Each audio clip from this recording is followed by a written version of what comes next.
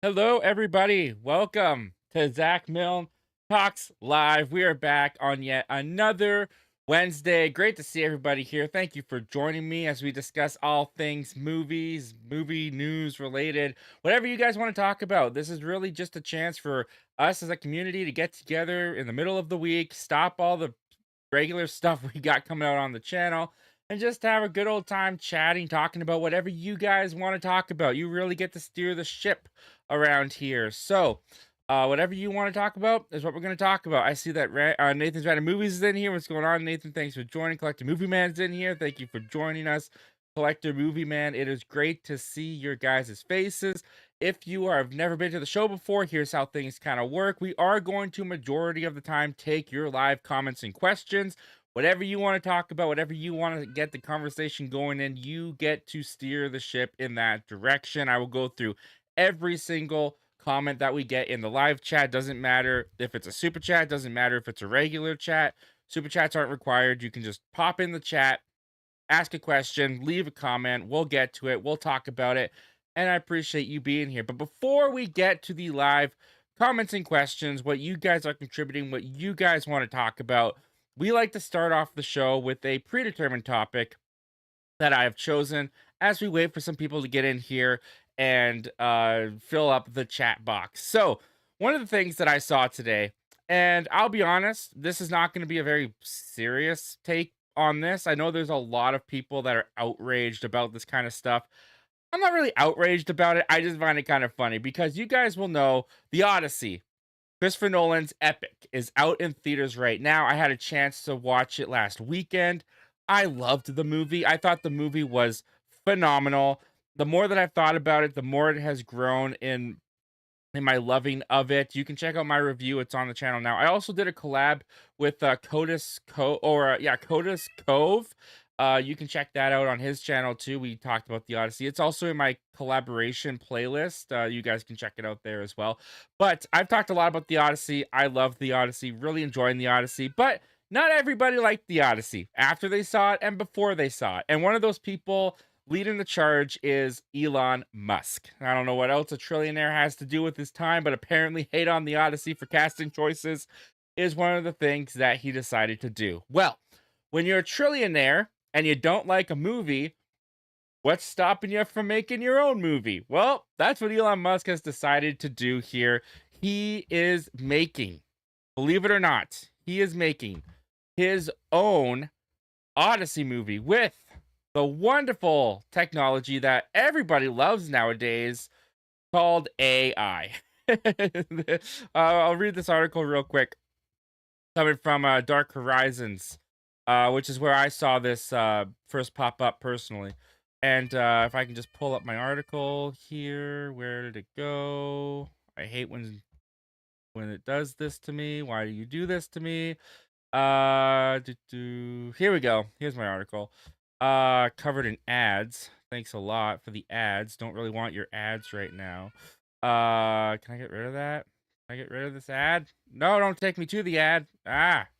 Technical difficulties all over the place. Get out of here, ad. I don't want you. I can't read the article with you in my face. Oh man.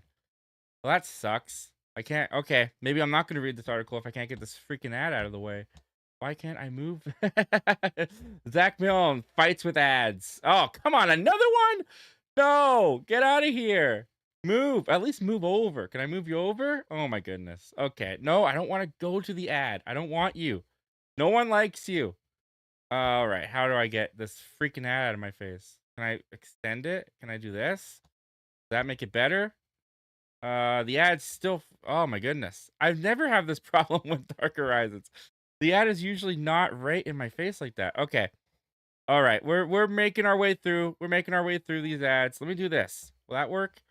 How's that look? Is that better? All right. At least the ad's not in my face. Okay. Here we go. Musk, Grok will make AI Odyssey soon. Trillionaire Elon Musk's culture war against Christopher Nolan's The Odyssey continues, with the ex-owner making a vow in a post today. He says his AI social media bot Grok will generate a full-length movie of the Odyssey. that is historically accurate and true to the art of Homer before the year is out. The post on X was accompanied by a 3-minute AI generated short a follower made using Grok Image. Musk has been publicly critical of Nolan and Hollywood for their woke agenda since January when reports of Lupita Nyong'o's casting of Helen of Troy began circulating. So, basically, yeah, Elon Musk not so happy with the Odyssey, doesn't think it turned out, or didn't even see the movie, maybe, doesn't think it's going to be a good movie. So he's decided he's gonna, okay, cowgirl, get out of here. He's decided that he is going to make his own. Well, what exactly does an AI version of the Odyssey look like? Well, according to the post on X, here is a little taste of what we can get from the Odyssey. Now, I'm not going to play this with sound. It's atrocious anyways. The sound is terrible. So if you want to hear it, you can go find it on X. I'll just play this really quickly because this is, they're not even calling it a trailer, they're calling it a dialogue clip from the AI version of Elon Musk's The Odyssey. I don't even know if this is going to get copyright infringement or if I'm going to get taken down off the stream for playing this. It's not like a real trailer for a movie, but this is their AI generated Odyssey. Obviously, they have coded this to look like a mid 60s, 1970s movie. I don't think any of these actors are real. I don't think any of the sets, anything in this video is real. And this is basically what Elon Musk wants to spit out and give us. This is his alternative to what Christopher Nolan gave us just this past weekend. And just off the bat, I got to say this. Before we even get into my overall thoughts on this AI generated thing and how it looks and what I think and all that kind of stuff, I got to say this. Of all the movies, of everybody that you could go after to compare your AI to, The Odyssey is like the last movie that you should be doing this for. If you're trying to convince us that you can do something better with film through AI, The Odyssey, one of the greatest filmmaking achievements and experiences in my lifetime, like up there with Lord of the Rings, this is not the movie that you try to do this with. Now, I've been criticized because I'm not necessarily an anti-AI person. I think the tool's kind of cool. I think it can be used in a effective, appropriate way. But like any other tool, it can be abused. It can be overly used. I definitely don't want fully fledged, beginning to end, nothing is real AI movies to take over the art of filmmaking. What I love so much about film making in particular is the collaborative effort that comes together from cast, crew, all the way down to the catering people that have to come together, hundreds, thousands of people to bring someone's singular vision to life. One of the reasons I fell in love with movies was the concept of this was something, whatever I'm watching was just a thing that someone had in their mind, and now they're able to project what they were thinking about onto everybody's eyeballs. And that's something that really, when I was younger, was the magic of movies for me. This doesn't give me that. Yeah, you typed it in, you prompted it, and it spat out what you wanted, but there was no collaborative effort. Humans didn't come together, bring their skills and their talents together to help make this. It was just all in a computer. And right off the bat, with this AI, especially after seeing Christopher Nolan's The Odyssey, like the title of this video is Nolan versus Musk. There's no duel of the Odysseys. There's no verses. This doesn't even come close. Nothing comes close to Christopher Nolan's The Odyssey. Christopher Nolan's The Odyssey will be studied in film schools for years to come. This will probably reach like 40 people. But let's judge it before we see it because Elon Musk taught us that that's okay to do. So let's just break down some of the things in this dialogue clip, whatever they want to call it. First of all, I will say I'm not playing this with sound. The dialogue in this is flat. It's very monotone. There's not much emotion to it. It's not an enjoyable listen. I actually got bored. There's a prolonged clip at the end. I think it's Odysseys talking to Calypso at the end here. It's It goes on for like 3 minutes. It feels like 3 hours. There's no electricity. There's no chemistry between these fake people. It's very static in the way that it's shot over the shoulder, over the shoulder. There's a point where um she has a tear coming down her eye, and this guy, like, I thought he was booping her nose the first time I watched this. Like, I did not pick up. It took me a couple times rewatching this that he's wiping away a tear. And that's just bad direction. That's AI's bad direction, or that's him prompting a bad direction. Because it took me a second. I don't know if you guys caught that when you watched it. I don't even know if I showed you the teardrop, but there's a point here where the tear comes out of the eye, and it's super fast too. It does not look natural. I think you'll see it about right about here. Like I said, this scene is so freaking long. I don't even know if it's worth it to show it, but none of these people are real. What they're saying to each other feels very generic. It's not enjoy. There it is. There's the tear. It comes out so fast. It's kind of unnatural. And then he's going to wipe this tear away, and it looks like he's booping her nose. It made me laugh. It's hysterical. Now there are a couple things I will give this credit for. There's a shot where the boats are going out. I think it's earlier here.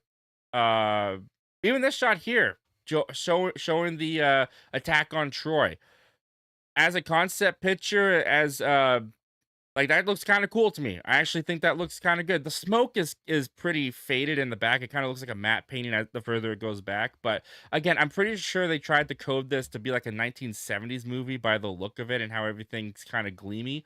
Um, this looks terrible though. Like, this shot here looks pretty bad. It's the equivalent of standing on a green screen with poorly rendered stuff in the background. Like, nothing about this looks believable. Nothing about this looks good. Even the armor and how he looks like a stage performer. It looks like he's on a stage doing a live production. He does not look like he's in a natural environment in a real location. And there's a shot here with the boats going out, if I can find it. It's a very quick shot. This here, I didn't think that this looked that bad, honestly. To give it credit where credit is due, I thought that this looked okay. But this shot here, that was the big one for me, because if you watch Christopher Nolan's The Odyssey, and there's even a point, I have the picture on the thumbnail actually, where Matt Damon's on the seas and two dolphins come out. And to me, that was one of the best scenes or shots in the movie, because you could tell it was just so natural. It was so real. It was unexpected, and it took me by surprise, because you don't usually see stuff like that in movies, like, really at all. Like, if they're on the water, there's nothing coming out of the water unless they want it to, like Jaws, or they're shooting it in a tank on a studio lot. But you don't get a natural um environmental moment where dolphins come out, and it just immerses you more into the moment. It just made the whole adventure feel more exciting and real to me. And it was one of the moments where I kind of like felt the old school filmmaking really come into play. When I watch this, it is so flat. It is so artificial. The computers don't know how it feels to have wind on you. The computers don't know how it feels to have ocean splash on you. And there's nothing about this that is anywhere near the awe and wonder that those two dolphins jumping out of the water gave me in Christopher Nolan's The Odyssey. And I got to talk about a couple of these shots here, because these are the worst shots in the entire movie. I mean, this right here, when he gets splashed with the ocean water, that's a terrible, terrible shot. Not only is it, when you're on Christopher Nolan's The Odyssey, when those actors are on the sea for real, and you got those waves crashing over the bow, and you got it hitting people, you feel the impact. You feel the violent nature of the sea, because it's actually happening in front of your eyes and to the actors. Here, the guy flinches too early. The waves feel like they just like took a small bucket of water and just threw it over the bow to get him. Like, I don't know what Elon Musk is trying to prove. Also, this shot with the sirens and tying himself to the, like, that looks terrible. It looks like he's got earplugs in that I could buy at the dollar store. Like, nothing. This was not your chance to show what AI can do Christopher Nolan's Odysseys got comp. No, it doesn't. No, it doesn't. And I just find this hilarious. I find it hilarious that a trillionaire like Elon Musk, with all the money that he has, with the smarts that he has to make his cars or whatever, that he's dumb as this to think that this could ever compete with the magnificent, phenomenal mastercraft that Christopher Nolan gave us in the theaters. If you don't like it, Elon, that's fine. You're 400,000 followers or whatever. I'm sure you have more than that. You probably have over millions of followers, but you'll get some eyes on this. Some people will watch it, I'm sure, but no one's gonna remember it. And Christopher Nolan's is gonna be around forever. So yeah, there's really no duel here for real. I thought this was kind of hysterical to look at, and the fact that Elon Musk is taking it seriously, that he thinks this is something that's even worth putting in the same sentence as Christopher Nolan's Odyssey. Get out of here, Elon. You're drunk. Anyways, guys, that was just a fun little opener that I wanted to talk about because, well, it was fun. Anyways, let's get into what we're really here for, and that is your comments and your questions. I see that we've got the chat coming in here, filling up with some, so we're gonna get started right away. Chat disconnected. Please wait while we try to reconnect you. Did we lose the chat? No, it looks like we still have you. Okay. Yeah, it looks like we got okay. Successfully connected. Okay. I think we lost the chat connection for a second there. That's interesting. Hopefully Elon didn't just take down my entire stream. All right. Nathan's random movies. What's going on, Nathan? Thanks for being here, buddy. Says, hi, Zach. Thoughts on the Clayface trailer? I personally did not think it was as scary or exciting as the first trailer. So I didn't realize that they dropped a Clayface trailer until too late. I want to do a trailer reaction to it, so I haven't watched it yet. But I had to go to the dentist after work and then pick up my boy, and then we had to entertain the boy and had dinner. So I just didn't have a chance to sit down and watch the Clayface. I don't know if I could do a live reaction to the trailer. Like if only I had the volume and I kept it on mute and you guys just watched my reaction to it. I don't know if that would even be interesting to you guys. You can let me know in the chat if that's something you want me to try to do.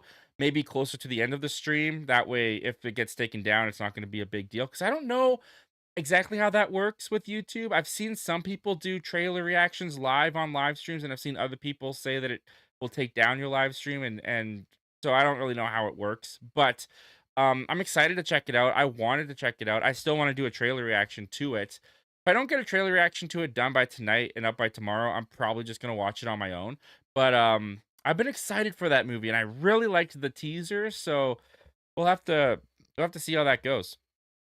Collective Movie Man says, hey Zach, what's going on? Collective Movie Man, always a pleasure and an honor to have you here, my friend. The Laser, speaking of an honor and a pleasure, thank you so much for being here, my friend. He says, hey Zach, did you hear about Elon Musk wanting to make a historical accurate version of the Odyssey with Grok? Elon Musk must being dumb. Yeah, you can say I heard about it. Seeing how we just spent, I don't know, 15 minutes talking about it. Yeah, even the historically accurate term is kind of funny to me. I didn't really see anything in there that felt like it was historically accurate. Uh, Look, trillionaire is going to trillionaire. They got nothing to lose. I'm just surprised, they're not going to get their own film crew and actors and stuff together and fund their own Odyssey movie. AI is a lazy way of doing it. Come on, you got trillions, Elon. You got trillions. Go make your own with real people and a real crew. Although I don't know exactly what the copyright is for the Odyssey. I mean, it's over 2,000 years old. Is it in public domain? I'm sure Universal snatched up the rights in order to exclusively make a Christopher Nolan movie. I don't know how any of that works. I don't even know if Elon's allowed to make an AI version and put it out theatrically or whatever he wants to do with it. I don't think it's going to go anywhere. He says it's going to be out by the end of the year. I don't think it's going to go anywhere. Nobody wants it. Let's see here. We did a jump. Collect Movie Man says, Zach, did you see that Paramount is facing 5 lawsuits? And another one just got added today from the WGA, the Writers Guild of America. Dude, I did. I listened to John Campea's show. I think it was on Monday. And they were talking about, like, the judge might put a restraint on it where they're not even allowed to move forward with it. But if they don't, they have to. Honestly, at this point, Paramount's got to ask themselves, like, what is the real benefit now of getting Warner Brothers. Because yes, you get all of their IP, you get all of their assets, but realistically, how long is it going to take you to regain or recoup all of these losses that you've got against you? I mean, I think on John Campea's show, he was saying there was a report that if this deal between Paramount and Warner Brothers doesn't go through by September, that every 3 months, Paramount's gonna have to pay like $650 million to Warner Brothers. I mean, at this point, Paramount, I don't know. I was feeling kind of like it's inevitable. They want it. Ellison's, dying to get it, so he's gonna do everything he can in his power to get it. But now it's getting to a point where it's like publicly, you guys are being humiliated. You've got a terrible reputation. You look terrible in the eyes of the fans of your product, as well as the people who you want to work for you to make your product. How exactly do you get out from under that? Especially at this point when you're buried in lawsuits, when you're buried in debt, when you're only collecting more and more debt as the days go on and more money that you owe. I don't know. These are billionaires playing with billionaire money that I will never see in my lifetime. I don't know how they negotiate. I don't know how they talk to each other. I don't know how much they even care about $650 million every 3 months. I imagine it hurts. It's gotta hurt the wallet just a little bit. Um, but who knows, man? But at this point, honestly, I'm kind of leaning towards like I don't think this happens. I don't know if this deal happens. If the judge does put a restraint on them and says that they can't move forward with the lawsuits because the judge thinks that the states have a better case than Paramount and they think that the states are actually going to win against Paramount, then I think Paramount backs out. I don't know as a company how you don't. Like you gotta cut your losses, quit while you're ahead, at least as ahead as you can be, because like I said, their reputation's in the gutter right now. In a fan aspect, in a colleague aspect, like it's just a terrible look. It's a terrible look for Paramount. And I don't want Paramount to go under. I don't want Paramount to go away. Like that's my biggest fear in all of this is I've enjoyed Paramount products. I like having Paramount as a studio. I don't even know if it's actually like realistic for it to go away forever. It's been around for so long. Could this be the thing that tanks it? It's gotta hurt it. I mean, if you're having to pay more than any other studio out there to even get your movies made at this point because you're qualified as junk on the stock market or whatever, I imagine it's gotta hurt. I imagine it's not a great feeling, and I just want them to go and make their movies, make them great entertainment, give Warner Brothers and all these studios some other competition. um, but yeah, it's an uphill battle for Paramount to say the least. All right. The Laser says, "Did you hear that Incredibles 3 won't age the characters? Brad Bird said people keep thinking that aging them up is going to make them hipper or cooler or more like them. It's like, no, it won't." Um, I did not hear that, but I'm listening to it for the first time. I was someone who did kind of want to see a time jump in Incredibles 3 because I think it would have been kind of interesting. Like we've gotten two movies now where Violet and Dash and Jack Jack are all in the same place. We haven't really gotten to explore them beyond where they're at in their lives because even the second movie took place directly after the first movie. So they were all still kind of dealing with similar things from the previous. I think it'd be kind of cool to see like a 10-year-old Jack Jack and a teenage Violet and a teenage Dash, and it changes the dynamics and it changes the camaraderie a little bit with the family. And I think that you would get some cool stories that further the world of the Incredibles out of it. But at the same time, the Simpsons have never aged up their characters, and they've been going for like 40 years. So I don't think that The Incredibles is going to suffer all that much from not aging up Jack Jack and Violet and Dash. Do I want to see them aged up? Do I want to see new stories with them at a different age? I do. I think that it would be cool. I think that it would be different and new. But I like them how they are, and I like the family dynamic. So if they're going to continue with that with Incredibles 3, and not doing the Toy Story 3 thing where the age of Andy kind of caught up with the audience with the amount of time that was between Toy Story 2 and Toy Story 3. If they're just going to keep it the same, all right, I guess you can do that. But I will admit, I'm not as excited to hear that as I would have been to hear they're aging them up. We're going to get a teenage Violet and Dash and a 10-year-old, 11-year-old Jack Jack. I don't know how old he would be actually. If he's a baby, Violet's probably like what, 13? Dash has to be like 10, right? 9 or 10. So I guess that doesn't actually make any sense. I guess they'd be like 20 and Jack Jack would be 10, which I would still want to see. A Violet and Dash at like 20 years old and Jack Jack at like 10. That'd be cool. Is Brad Bird coming back to direct this one? I don't even remember if that. I think he's working on it, but I don't know if he's directing it. Right. Collect Movie Man. I'm not sure what the frowning. Oh, I know what those faces are. It's because we were talking about Elon Musk and AI. Yep. The Laser says, I saw Elon Musk was being racist about the Odyssey, about Helen of Troy casting. It's really sad how racist and nasty people get over this casting. Yeah, that's one of the reasons why I'm glad I'm off Twitter. I've almost been off Twitter for like 10 months at this point now. Technically, I kind of went back on Twitter to get that clip of the AI Odyssey from Elon Musk, but I didn't stay around. I didn't look at anything.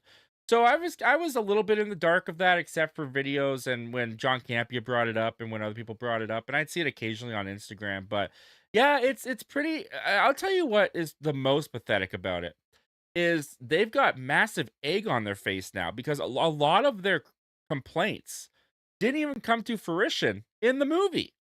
Like, if you watch the movie, Lupita Nyong'o as Helen of Troy, I mean, yeah, she was Helen of Troy, but she wasn't in the position that, like, they said she was gonna be in the movie. Like, they didn't really focus on that aspect of her character at all. The face launched 1,000 ships or whatever.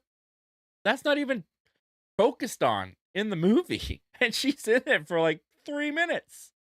So like when you look at just how outrageous and mad and upset that all these people were about this cast for like a year.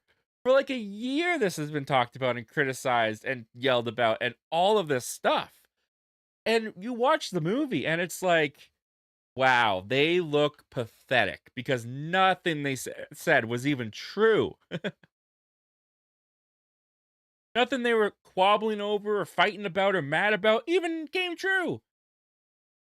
Broke, yep. Okay. What can I do here to fix this? Uh-oh, the stream broke. I think you're broke. I think you're right. Um, hmm. Interesting. Did Elon get me? Did Elon get me? Oh, it looks like I'm back on there. Am I back then? Am I back? Are we back? Back. I think we're back. Did Elon get me? I think Elon might have gotten me. Okay, it looks like we're back on that, and sorry about that, guys. I'm not quite sure what happened there. I think Musk got me. Okay, stream is fine now. All right, are we back then? I think we're back. Hopefully that doesn't happen again. I'm sorry about that, guys. I don't know what happened there. Uh, anyways, looks like we're good. People are saying we're good, so we're just gonna continue on. I don't know when that cut off. I don't know where I was. But yeah. Anyways, my rant's either out there or it's not. So bottom line is, yeah, people got upset about the casting, and a lot of what they were upset about didn't even happen in the movie. So there's that. Nathan Dreaded Movies says, have you seen Power Ballad? Like I said, I believe you would love it. I haven't seen Power Ballad yet because I'm actually so a couple things that I worked through. I had a viewer, or a very loyal viewer that's been for a while now, Carson Peters or Carson Peterson. I can't quite remember, but if you guys see the end cards of my videos, actually, I can show you. I can show you right here. If you guys see the end cards of my videos, it says have a video suggestion you'd like to see. Leave it in the comments below. And I actually had someone comment they wanted to see me do a ranking of the Rambo movies. So I'm actually gonna do that. So I watched the Rambo films again, all 5 of them, and I'm planning for that to come out on Saturday, and then I'm living in Punisher world, man. With Spider-Man Brand New Day coming out, I'm going and I'm watching the Punisher 2 season that John Bernthal did, and I'm going to be doing a ranking of all the Punisher movies, including the TV show before Brand New Day comes out in preparation for his big screen debut. So I'm watching a lot of stuff. It's just not new stuff at the moment. But I've taken your suggestion of Power Ballad. I'm excited to watch it. It sounds like it's gonna be good. So I appreciate the continued encouragement to watch it. And you know what? Maybe I should um take a little break from Punisher and watch that tomorrow. You know what? You know what? Nathan's random movies. You know what? I'm gonna make you a promise here, sir, because you are so loyal. You're here. You're commenting all the time. I appreciate your support so much. I promise. I pinky promise. Grab my pinky, Nathan. Grab it. I will sense it when you grab it. There we go. All right. I pinky promise you, Nathan. Next Wednesday, I will have watched Power Ballad, and I will give you my thoughts. If you're in the chat and you ask about Power Ballad again, I can give you my thoughts about Power Ballad. I will make the vow. I will watch it by next show, by Wednesday. And if we don't have a show next Wednesday because something comes up and I'm just not able to do it, the following Wednesday. Next time we're here, man, I will have watched Power Ballad because you're such a loyal viewer. You're such a loyal member of this community. I appreciate all that you've given to this channel. So I will watch that and I will give you my thoughts by next or the following Wednesday.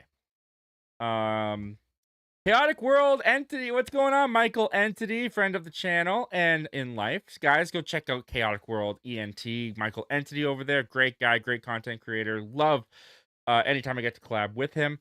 He says that many people are upset with the casting of Elia and Lupito, but yet they have no problem with white actors playing Greek soldiers. They also seem to have no problem with Gerard Butler in 300.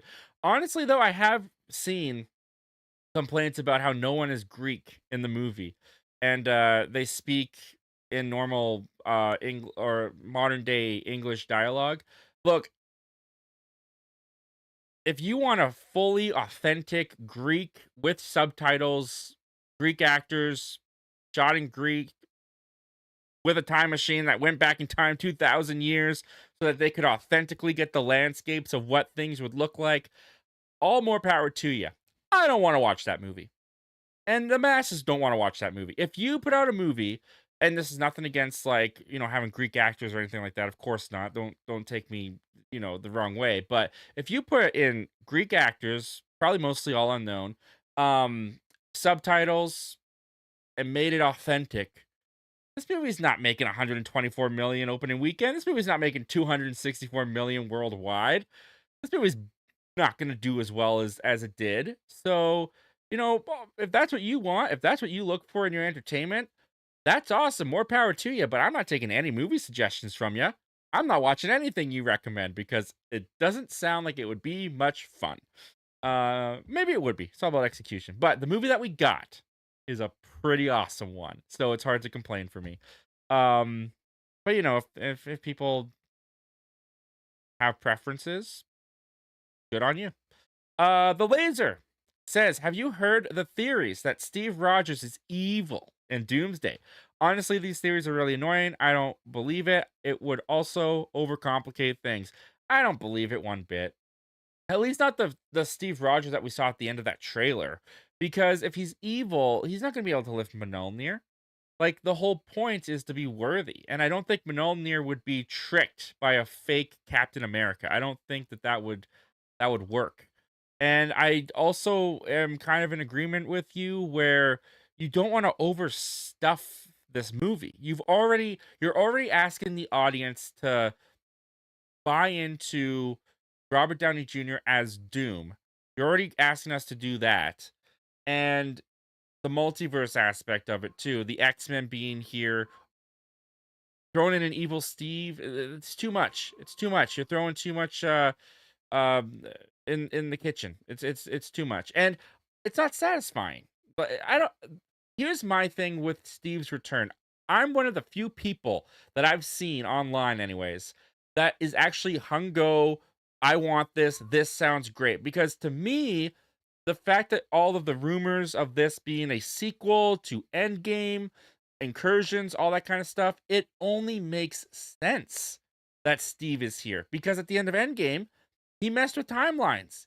He caused probably incursions. And I think if you're going to have a multiversal story, you have to include the guy that messed with the multiverse. Now I don't necessarily want to see his happy ending taken away from him. I think they're going to have a tricky balancing act of like, don't take away the satisfying conclusion to Endgame with Steve's character arc, but also work him into the story well. But I believe they can do it, and I think it makes sense for him to be there, but not as evil. No, it doesn't make any sense for him to be evil. We already got an evil Avenger or one that we knew as an Avenger. You don't need to do another one. It's not necessary.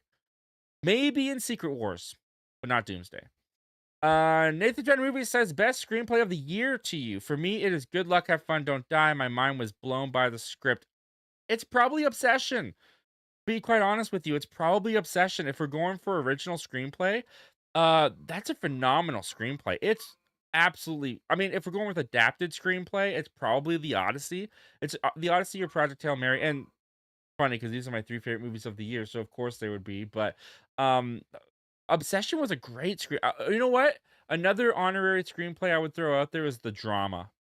I thought The Drama had a really intriguing screenplay. I thought it was really good. But for me, it's probably Obsession. It was so creative. It was so unique. It was outside the box thinking, but also using a familiar and relatable idea to do so. So I'm going with Obsession. Uh, Collect Movie Man says Elon Musk is a stupid a-hole. Yep, fair enough. If that's how you feel, that's how you feel. Nathan Drive Movie says, is driving scary? I am starting to learn how to drive. It can be at the start for sure. I was pretty timid when I first started. I took it real slow. We went to like parks where I had to go like 20 kilometers an hour around in a circle when I first started driving. But it comes pretty easy the more that you do it. The more that you realize it's mostly all about staying within 2 lines. And when you are able to do that, it's pretty simple. Um Again, it can definitely be um intimidating and a little bit scary for sure. I mean, like I'm very transparent. I failed my full, well, not my full license, my driving test like 3 times before I got it. I think I got it on the third one.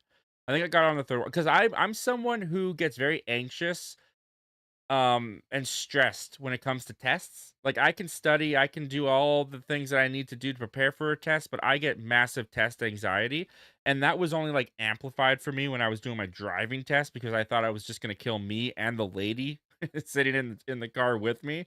And I think that also comes from a confidence in yourself that you need to have, which I also struggle with. I struggle with having confidence in myself when I go to do things.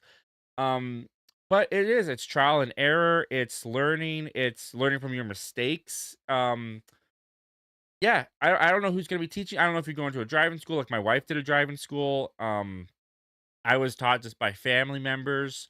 But one day you're gonna look back and it's gonna seem like, wow, I can't believe that this was ever something hard to do because you'll just have it. You'll be doing it.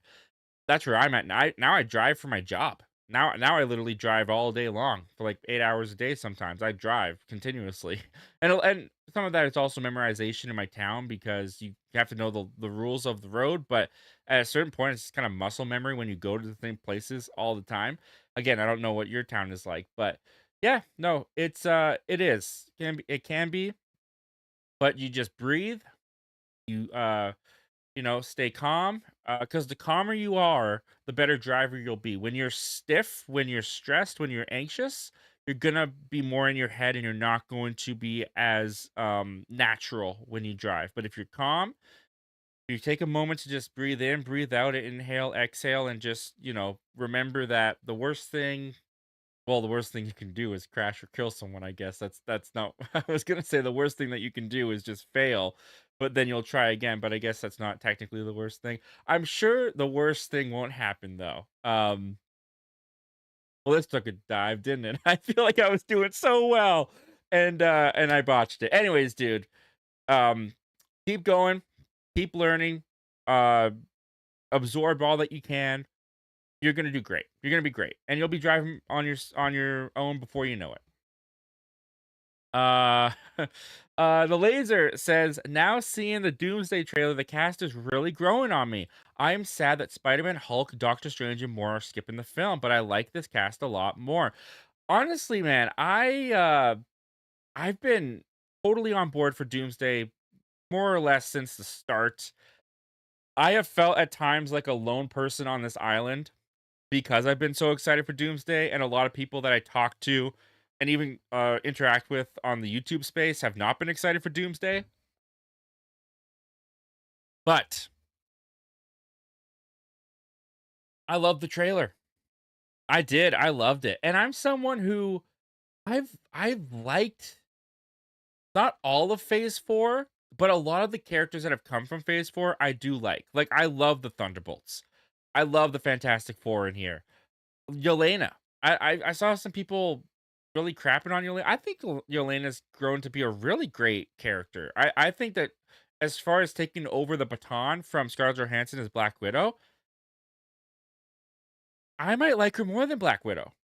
I don't know. I really like Scarlett Johansson. She's the OG, of course, but I feel like they've given Yelena, and again, this is the benefit of having TV shows on Disney Plus as well, but they've almost given her more of an interesting character arc and more to do than I think they ever really gave to Black Widow. Um, Shuri as Black Panther, I wasn't a huge fan of, but I like the character of Shuri. So I was happy. Shang-Chi, I was happy to see the people that we saw in the trailer. And I also saw people complaining about, like, well, this was just a trailer that we got from CinemaCon. Well, we didn't get it from CinemaCon. We read about it.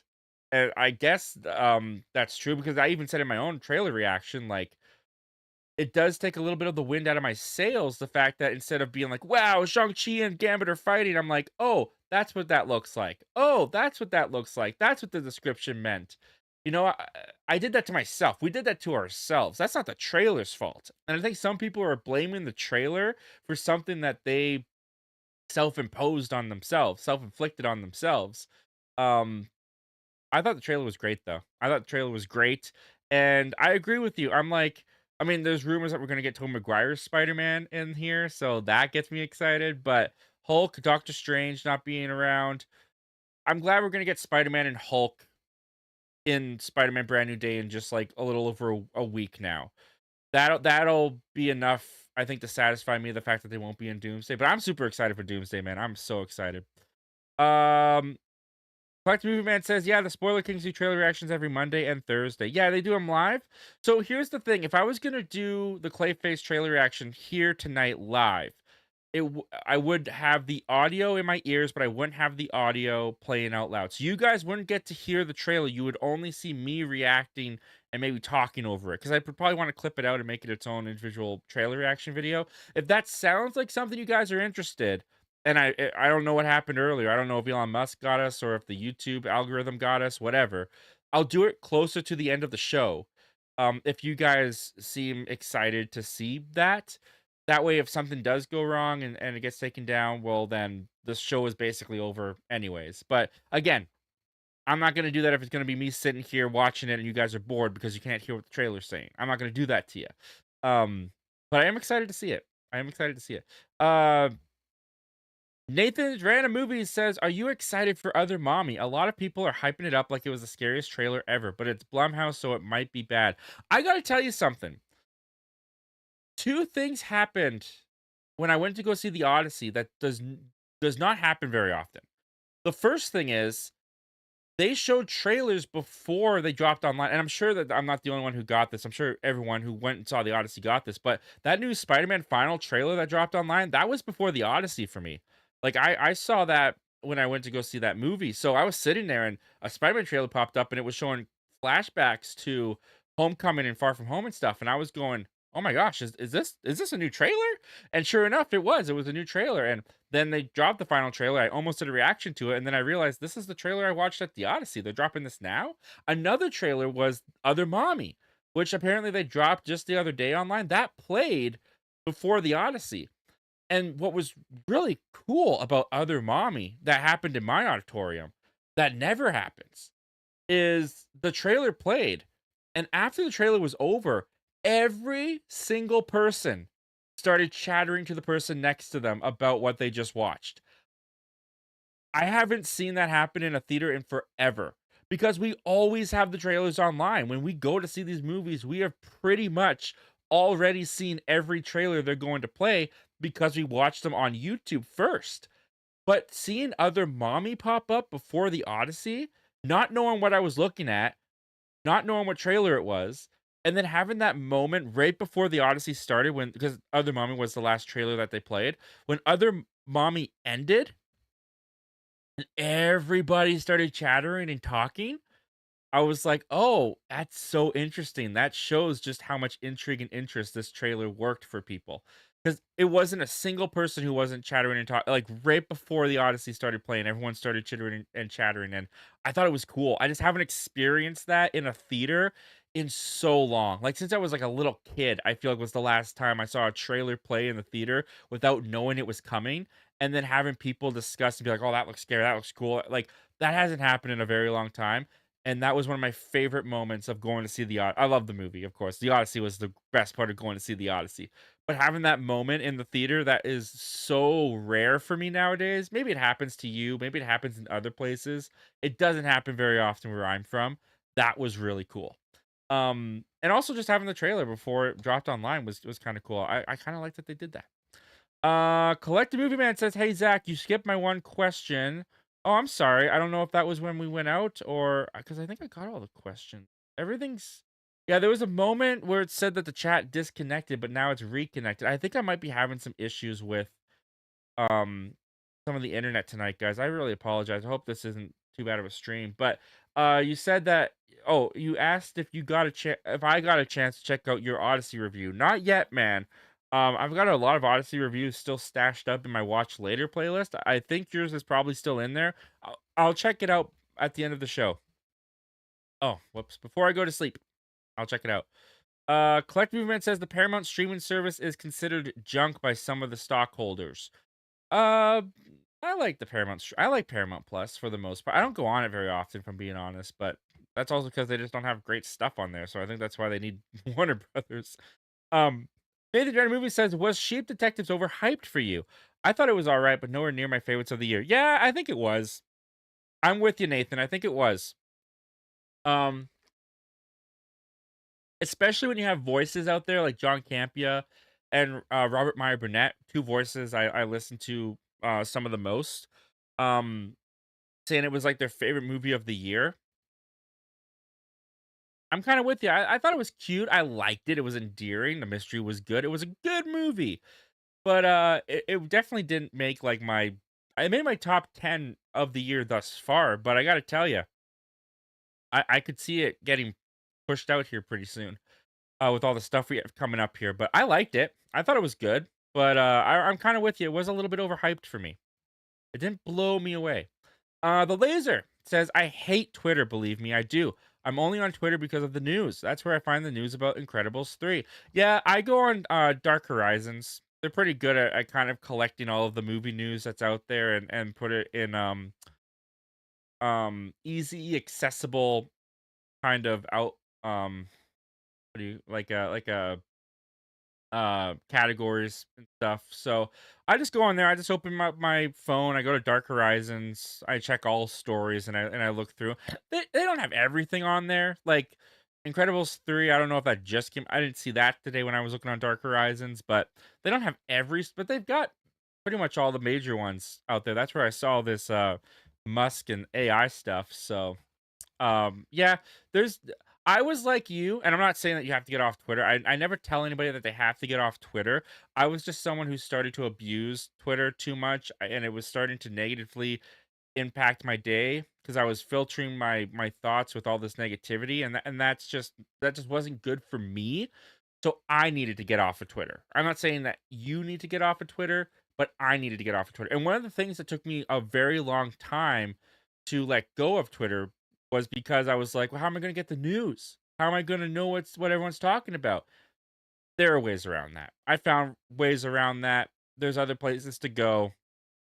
Just have to do a little bit of digging to find them. But I will tell you though, I'll be an advocate. It's better without Twitter. And I will also say having a son was a big influence on that too. Because when you're doom scrolling and your little boy's looking up at you like he wants to play and you feel terrible. I used to feel nothing when I would just doom scroll. But when you got those little baby eyes looking at you, yeah, you feel pretty bad. So, not saying I'm perfect, but that was some of the reason why I needed to get off Twitter. And I will admit also it was the Charlie Kirk stuff. The fact that I saw this guy die on my timeline and I didn't want to see that, and the fact that Twitter promoted that and would share that around and allowed that to be shared around, I didn't like that. That grossed me out. And that was another easy way to get off Twitter was having that disgusting feeling from that, and I just ugh. Yeah, it was easy to drop the app after that. This is when the stream went down. Still don't know what happened there. Director Liam, what's going on, man? It's great to see ya. Hope you're doing well. Making short films, making your movie directing dreams come true. Oh, whoops. Mouse is not cooperating with me. It's good to see you, man. You said Musk using the word historical in relation to fiction, myth, fantasy is hilarious. Also, pray it doesn't happen because AI is gross. Look, if he wants to make it happen, it's going to happen. I just don't think you're going to get a distributor for it. I don't think you're going to get an audience really in front of it. I will admit, if this was on YouTube for free, I don't think I would rent it if I had to rent it. But would I check it out just for the curiosity? I might. I might torrent that one. I might torrent that one if it came out just out of morbid curiosity. But I don't believe it's gonna come out. I don't believe it's gonna happen. Who's asking for it? Who wants it? And it's funny because his putting that out there, he did the opposite of for me what he wanted to do. It made me less interested to see AI movies, especially after watching the Odyssey. Like, of all the movies to try that to try and contrast and compare, you did not wanna do that with The Odyssey. Shows his arrogance, I guess. Um, Luke Ponto, what's going on, buddy?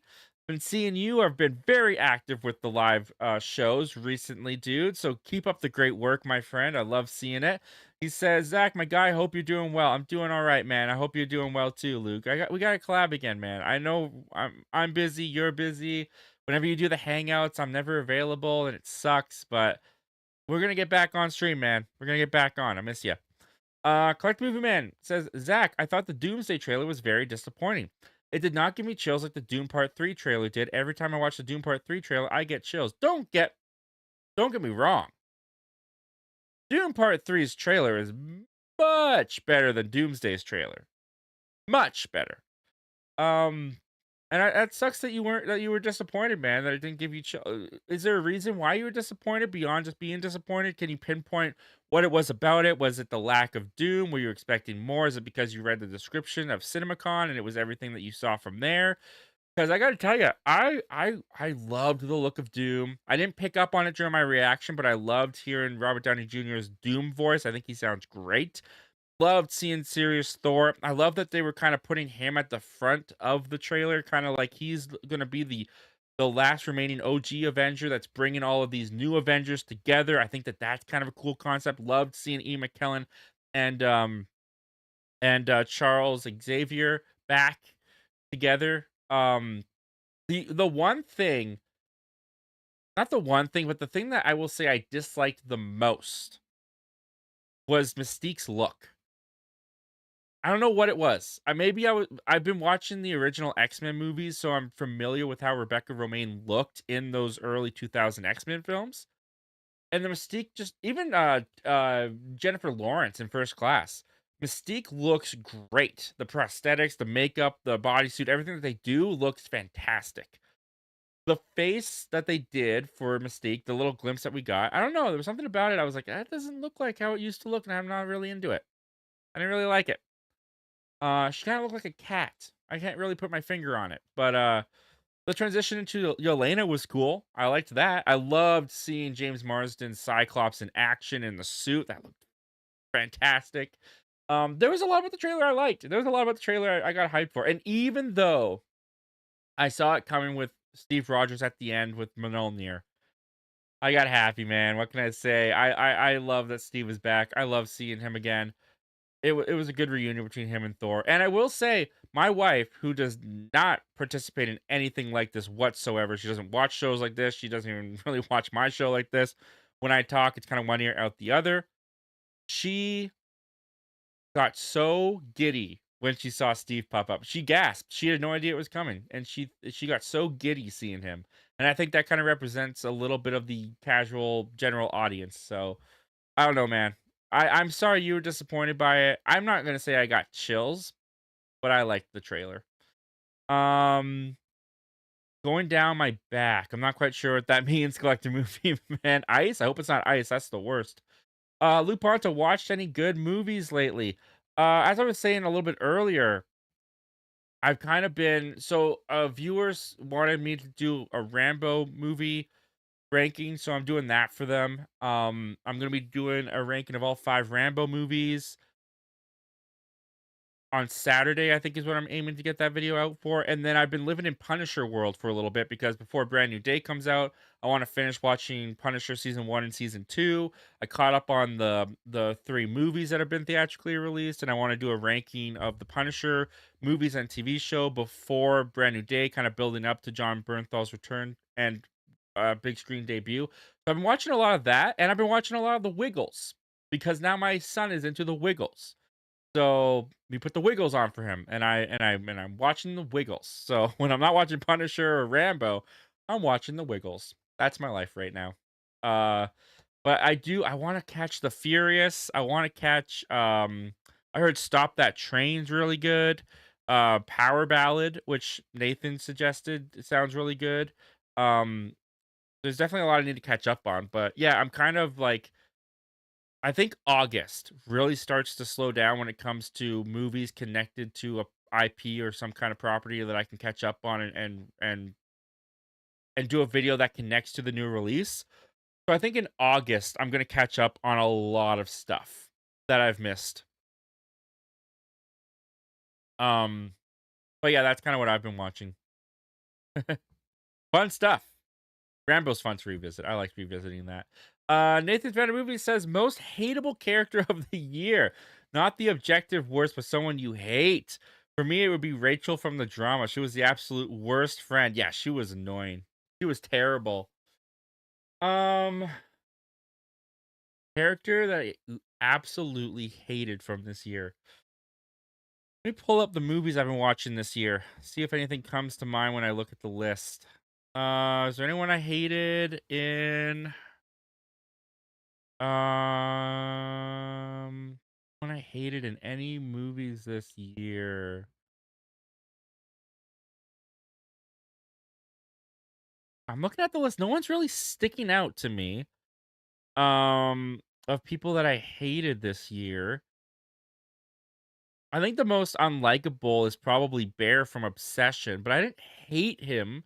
I just thought that he was a very selfish, making bad decisions type character. Um, yeah, I can't really look at and say that there's a character that I absolutely hated from a movie that I saw this year. You know, probably someone from The Strangers, chapter 3. Probably the strangers themselves that I hated the most, to be honest. The main stranger, the guy that was like semi-romancing the lead girl. I hated him. So maybe he's the character. But yeah, Rachel from the drama is a good pick because what a hypocrite. I'm not going to spoil what she did, but it's way worse than what Zendaya's character did, or the fact that she didn't go through with it. Collective Movement says getting at the end of the year. Getting at the end of the year. Um, Getting at the end of the year. What are we? I'm sorry, Collective Movement. I'm not quite sure what we're talking about. Going down my, going down my, going down my back. Getting at the end of the year. We're just getting to the end of the year in general? I'm not quite sure.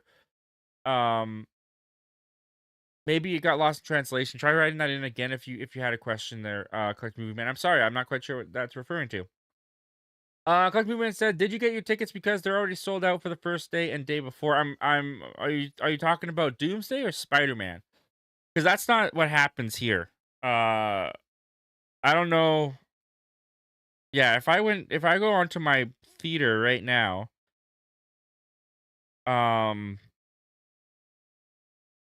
assuming you're talking about Doomsday. I don't even know if I'm gonna be able to go all the way to December. Uh, my showtimes, no, my showtimes don't even go to December.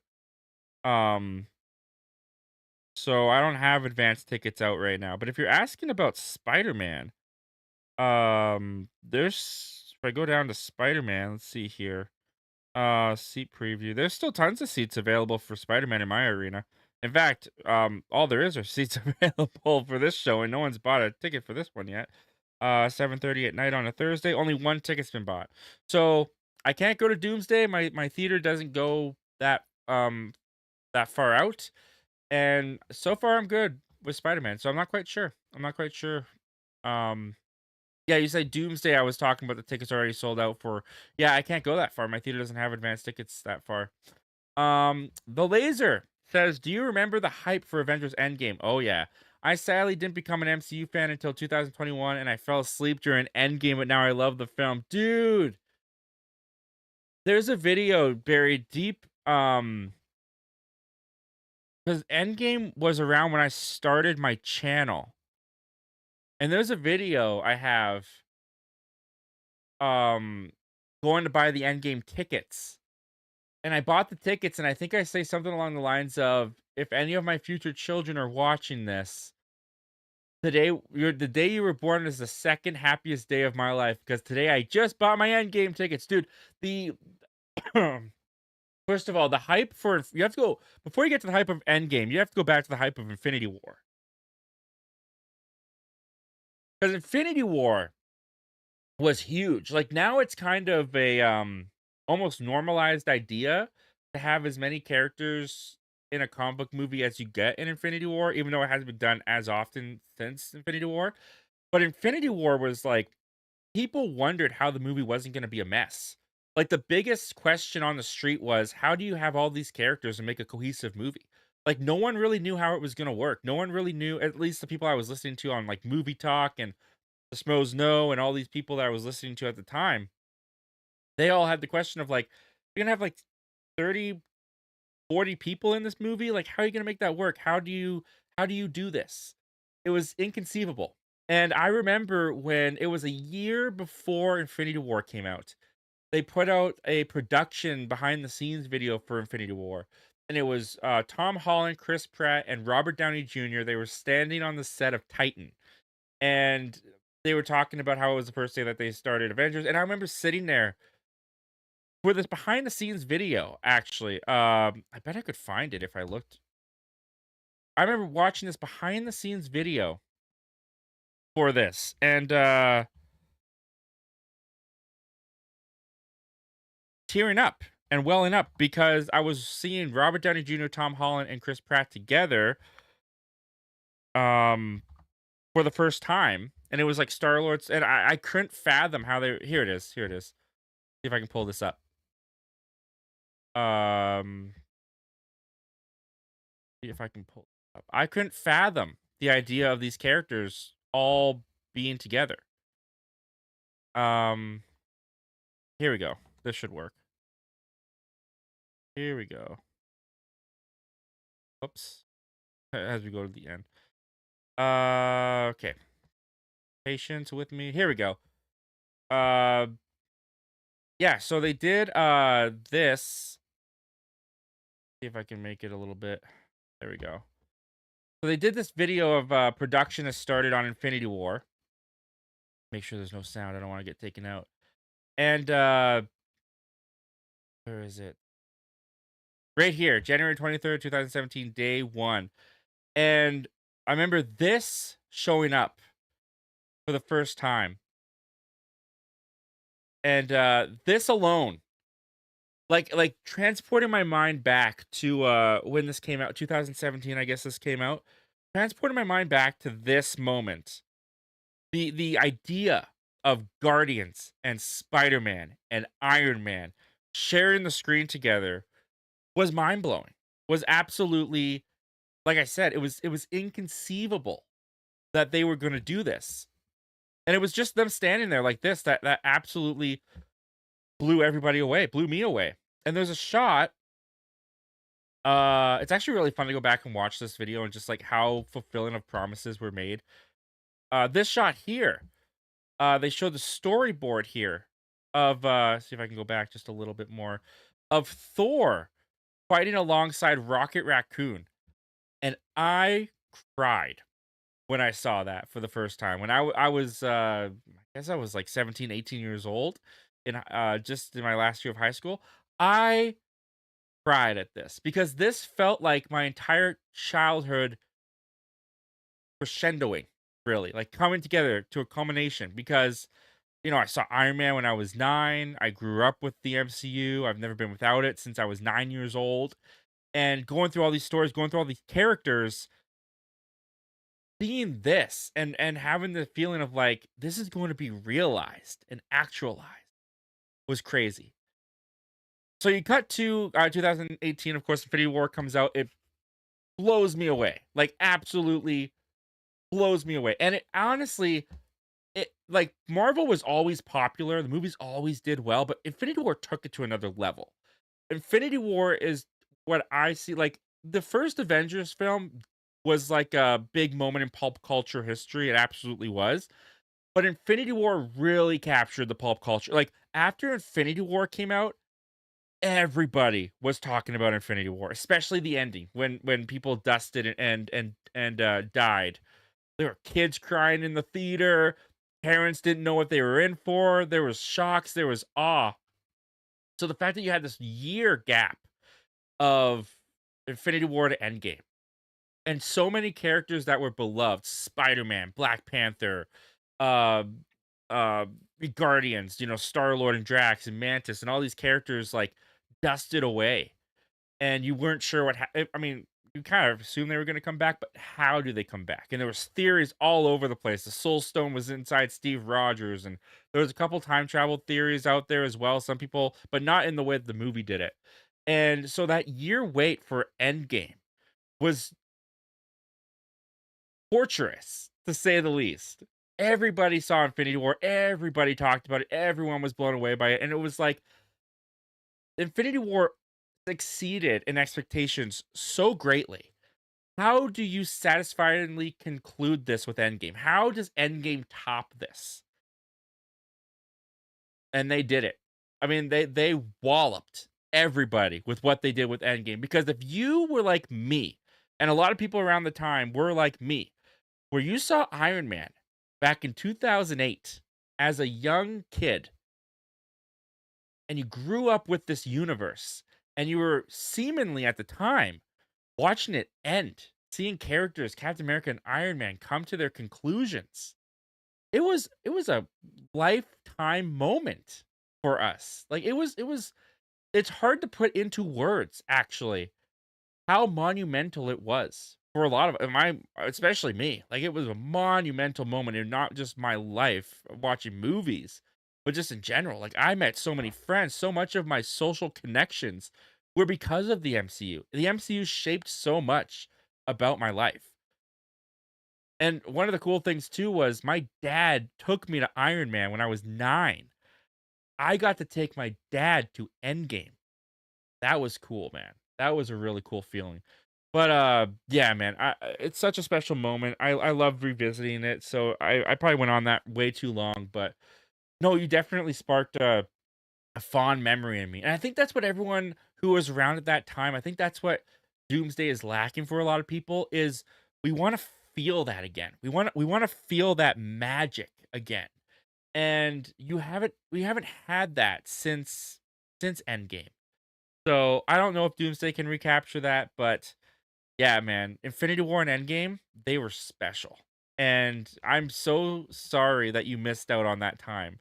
Um, it's what I imagine when people talk about the Phantom Menace hype in, '99, it's what I imagine that was kinda like it was probably similar as you could get to something like that. Um, I don't know if I'll ever like, it actually broke my hype meter. Like, the amount of hype that I had for Infinity War and Endgame, and the amount of time I held on to that hype and just, like, wouldn't let it go, like, I was about to burst of hype, I haven't been able to get hyped for another movie like that since Endgame. Like, I get hyped, I get excited, but my amount of hype that I'm able to get to, it broke with Endgame.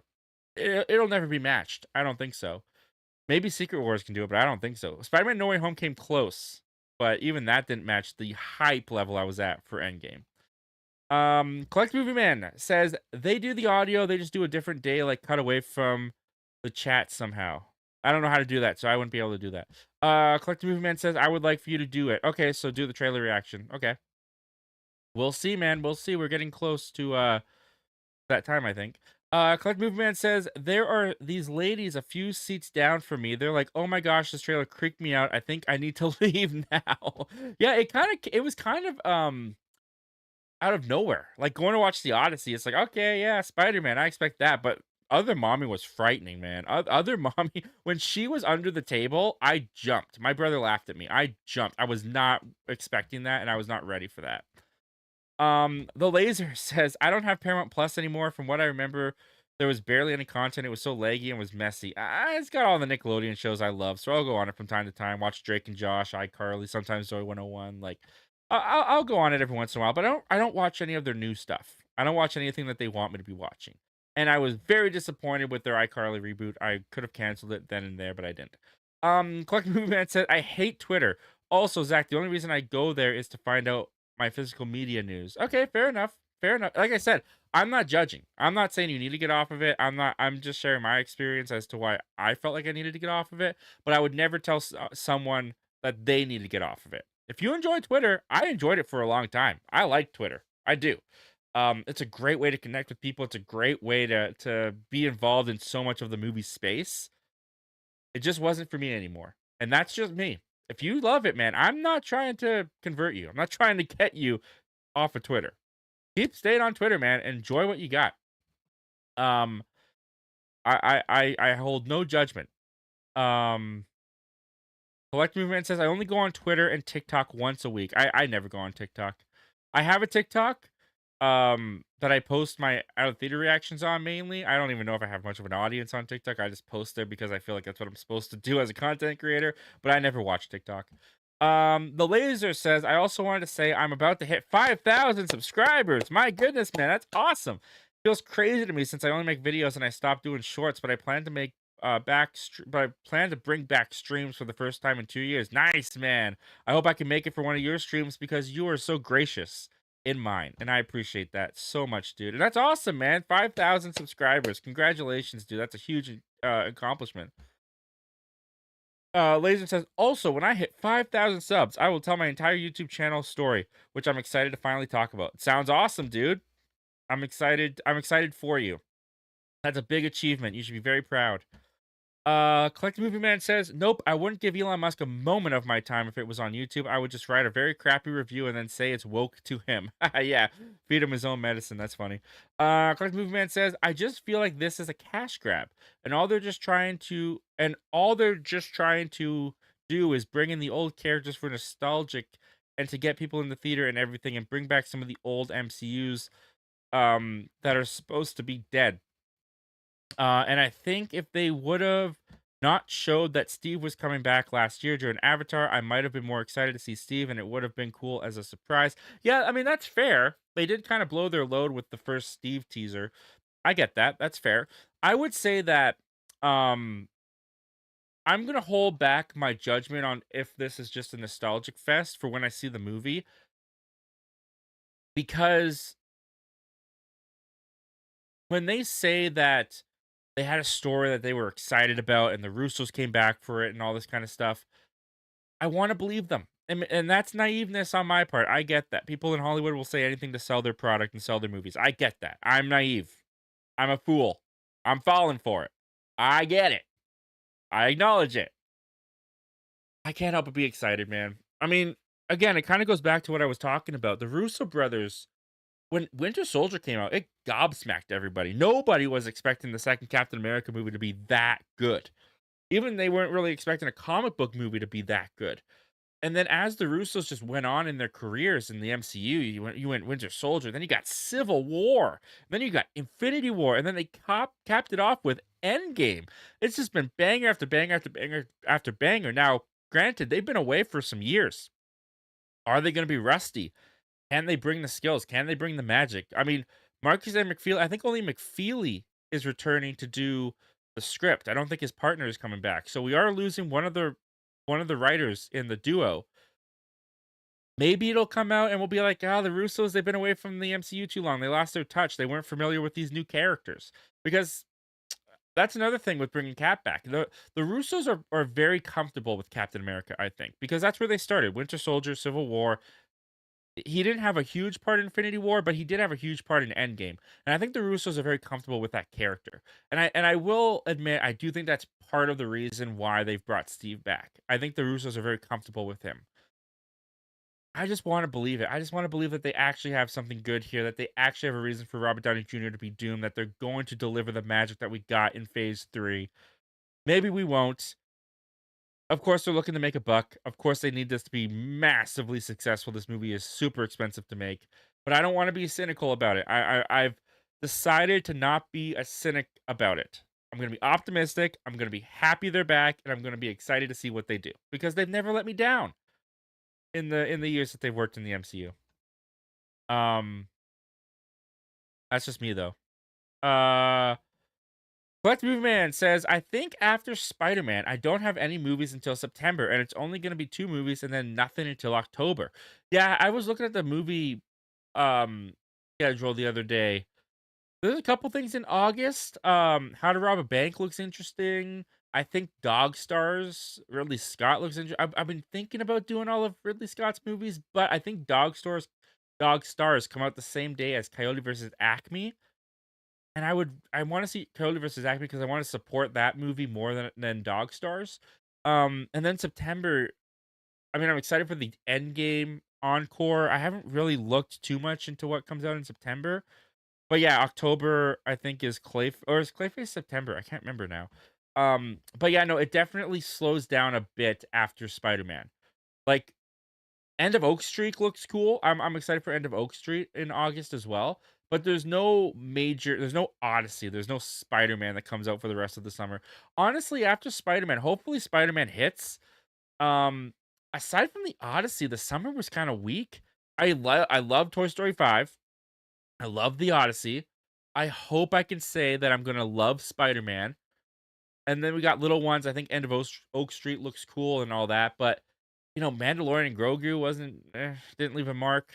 Supergirl was a massive disappointment. I was so excited for that film, and it just completely let me down.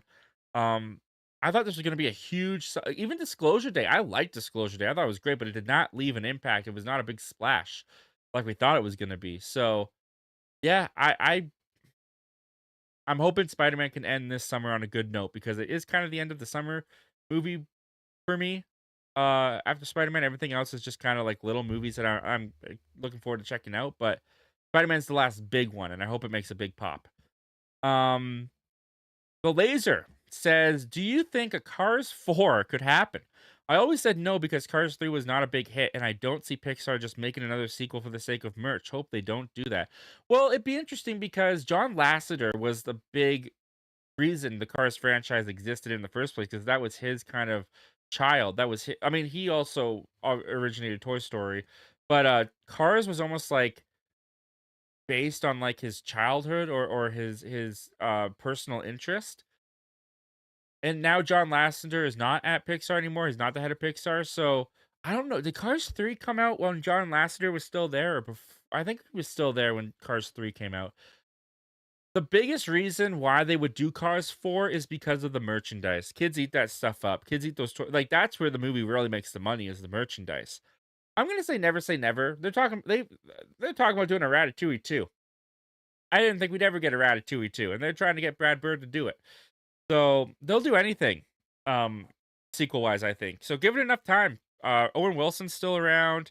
I think Larry the Cable Guy's still around, so Cars 4 could happen. So, yes, I do think it could happen. Um, I don't know when it would happen, but it could happen. Collective Movement says Doomsday. I was talking about the tickets already sold out for the day of its release and the day before. Okay, yeah, makes sense. Makes sense. But I can't even buy tickets right now, so it's different for my area. What I was trying to say is I have 4 things I want to show you on Instagram that I'll be getting for at the end of towards the end of the year. They're really big pre-orders. All right, cool. I'll look forward to seeing those, man. Um, and the thing I was talking about, chills going down my back, was to deal with the Dune trailer did to me. It gave me chills like that. I see. Okay, the Dune trailer gave you chills like that. Yeah, man, that Dune trailer was great. That Dune trailer was great. I do think Dune Part 3 is the best trailer that was released this year. I haven't seen the Clayface one, granted, but that was the best I'd seen. Um, Speaking of which, how much more comments and questions do we have here? I think we're getting close to the end. We've only got about 4 here now. So you've asked for it. I'll do it. We'll see what happens. We'll see if I get taken down. I'll do the Clayface reaction. Again, I'm just gonna watch it. I'll have the sound in my ears. Um, so it's not gonna play through the speakers. So here we go. Up here. All right. Perfect. Clayface.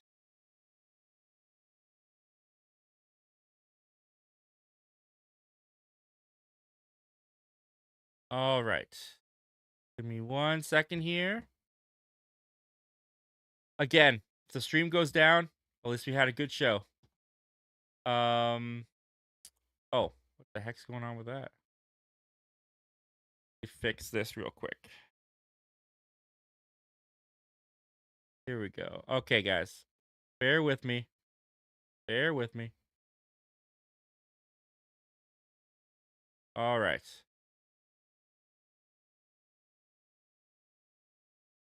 All right. We'll see how this goes. Again, no sound. Just going to be me. You guys can let me know if you like this or not. I appreciate all you guys being here, by the way. If the stream goes down, thank you so much for being here, talking in the chat with me. The show was made better because you were a part of it, and I appreciate you. All right, guys. Fingers crossed.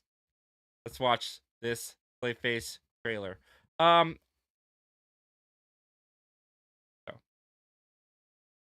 Subtitles off.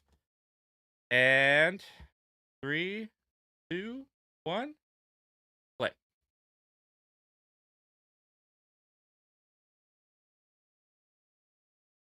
Show me. Show me. Do it. Ooh, what a tease.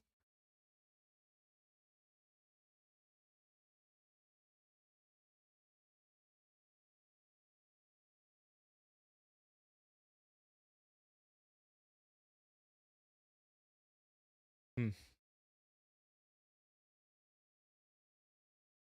He's a good looking kid.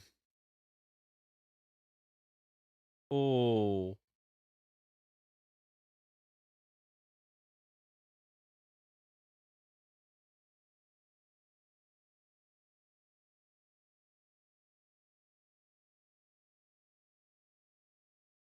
Oh, that's cool.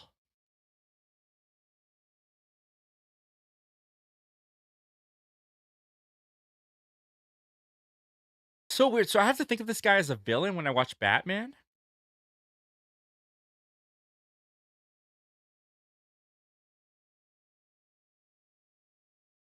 Nothing about this looks like a comic book movie. This is cool.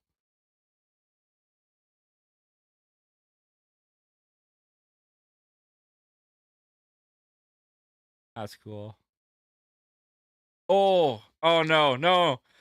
Ah. Okay, good. Didn't show it. Oh, that's cool.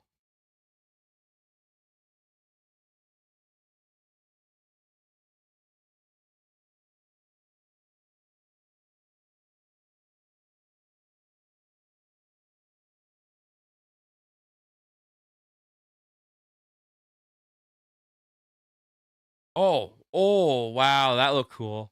Oh, the reverse of what we saw in the first teaser. That's cool. I love the effect on him. Like, we haven't seen him go full Clayface monster yet, but I love the glimpses we get. There it is. There's a little tease of it. Okay. All right. That spit in the face of Sony and what they tried to do with their Spider-Man villain universe. That's what I see of that. All right. All right, guys. Are we still here? Are we still here? Oh man, I don't know if we're still here. Um are we still here? Let me try playing this. Is this me?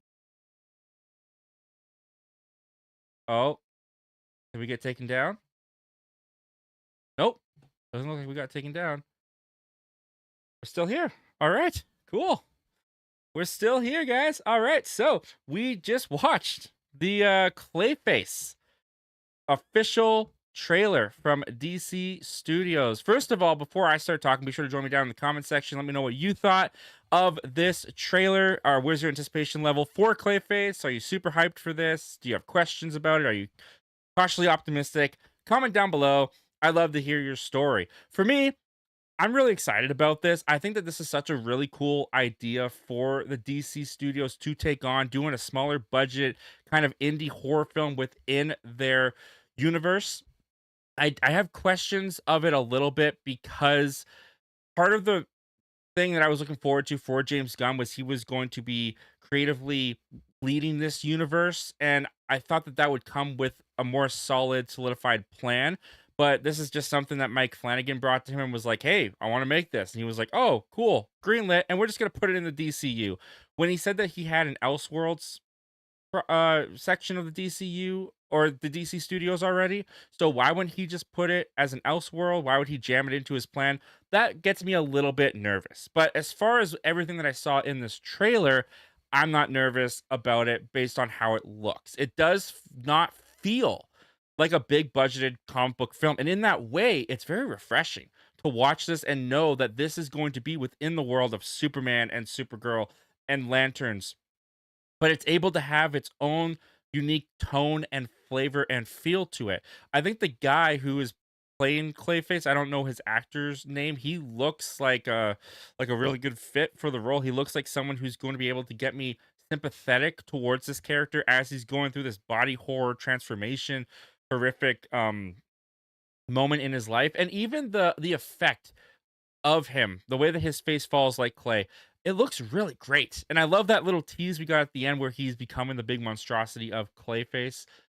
I do wonder how this is going to do at the box office just a little bit, because if you're marketing towards the comic book fan, I don't know if the comic book fan always overlaps with the horror fan. And there are a couple moments in this trailer where it does look like the movie really goes there. It does get horrific. It gets scary. Like when he's taking the scissors to his face to maybe cut open his eye, that makes me cringe. That worries me. I'm not very comfortable with sequences like that. So it's really interesting to blend this because I'm not much of the horror guy, but I love comic book movies. I'm a big comic book movie guy.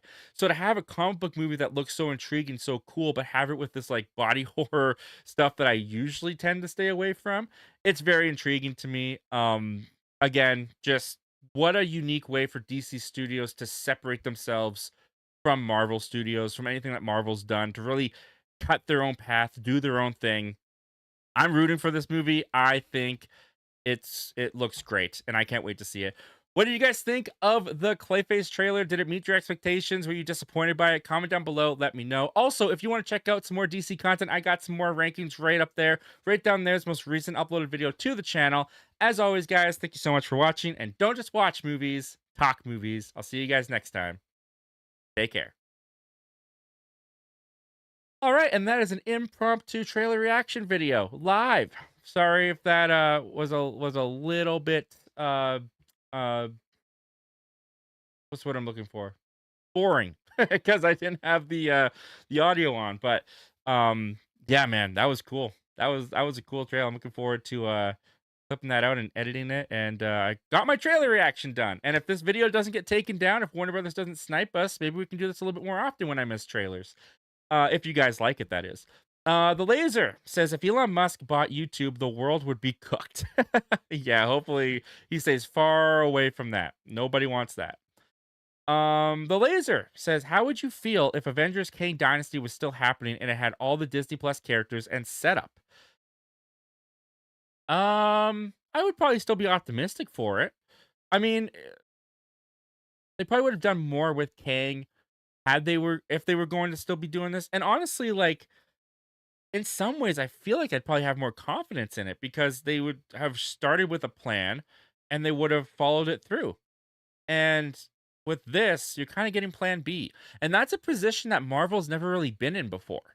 Where with the Infinity Saga, most of everything went to plan. Like they seemingly started with an end point in their mind of 10 years. They got there. Thanos, everything went smoothly. The movies bang bang bang, they were hits. This is the first time when Marvel's had a wrench thrown in the middle of their actually they've had two thrown in. It was Kang, and it was also the passing of Chadwick Boseman, because if you guys remember back after Endgame, Kevin Feige was pretty adamant, like Black Panther, I think Captain Marvel was mentioned in that too. Like these were going to be the big faces of the MCU moving forward, especially Chadwick Boseman. And then he passed away, and they made the creative decision in their grief to pass the character on as well, which I think was the wrong choice, but I don't envy them having to make it whatsoever. But those are two huge clogs in the machine that broke, that they've never had to deal with before. So this is the first time in in the MCU's history where we're watching them operate off of a plan B. So that's really interesting to me.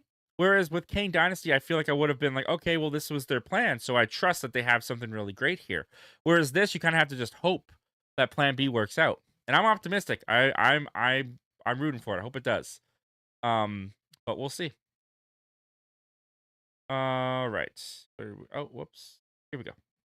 Collective Movie Man says in September is Whalefall, and September is also prime time with Robert Pattinson, where he's playing a real person that used to report on the news, and he had a lot of controversy. The real person. I still haven't seen the trailer for prime time, but I remember you guys talking about that's the To Catch a Predator movie. Whalefall in September. I thought that came out later. Is Whalefall in September? For real? Is it in September? Because I have it. If it's in September, dude, I'm stoked. I thought that came out much later. I'll look it up later because I don't want to be rude on my phone. But that gets me excited. I'm going to take your word for it, Collect Movie Man. I'm taking your word for it, and you got me excited. I better not find myself disappointed by the time September ends. That's awesome. Nerdy with Autism, what's going on, buddy? Good to see you. Thanks for being here. He says, hello, Zach. Do you think Avengers Doomsday makes more money than Spider-Man Brand New Day? Oh, man. It's an Avengers movie with all these characters in it, so you kind of expect no duh. I don't know, man. Spider-Man's looking great. And Spider-Man has something that the Doomsday trailer, or Doomsday in general, doesn't have. That's doubt. People are doubting Doomsday because, is it nostalgic fest? Are they just doing this and that? And oh, Kang didn't work out, so they brought in Doom, and they're Robert Downey Jr. as a stunt cast and all that kind of stuff. Like, Doomsday has doubt. Brand New Day has nothing but excitement. And we're gonna get reactions and reviews for Brand New Day on Monday, because the critics are gonna see it by Monday. So we'll know if it's great by Monday.